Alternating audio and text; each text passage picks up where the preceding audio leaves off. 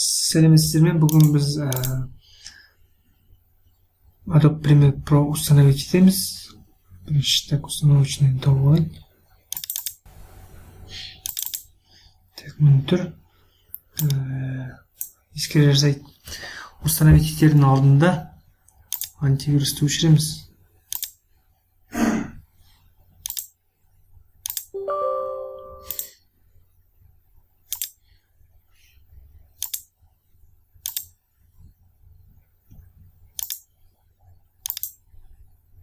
Интернетті өшіреміз. Так, осы папканы ашамыз. Outplay'ді қосамыз. Да дейміз.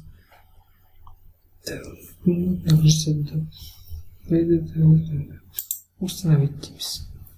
Және де күтеміз. Мына жерде керек жеріне қойып болады. Менде бірақ по умолчанию тұра берсін. Продолжить. Енді установка кетті.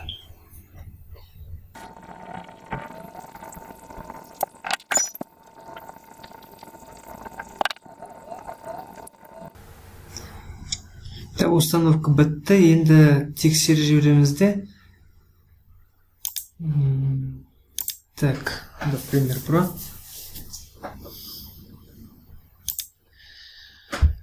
Менің сәйкес келмегендіктен өйстіп ашық тұрады. Ештеңе етпейді, бірақ ең басты жұмыс істеп тұрады. Келесі видеода қалай видеоны жүктеу керек екенін көрсетемін. Мен нормально ашып тұр. Adobe Premiere 2020-ның установочный өзімнің Google дискіме салып қойып, және де сілтемесін мен төменге қойып қоямын. Соны алып, осылай жүктей аласыздар. Менімен бірге болғаныңызға рахмет, сау болыңыз, подписаться етіп қойыңыз, және де колокольчикті басып қойып, жаңа видеоларын жібермеңіздер. Жаңа видеоларда мен қалай орнату керек, қалай видеоны жүктеу керек, және де оны қалай кесу керек, дауысын қалай дұрыстау керек, бәрін көрсететін боламын. Сонымен сау болыңыздар.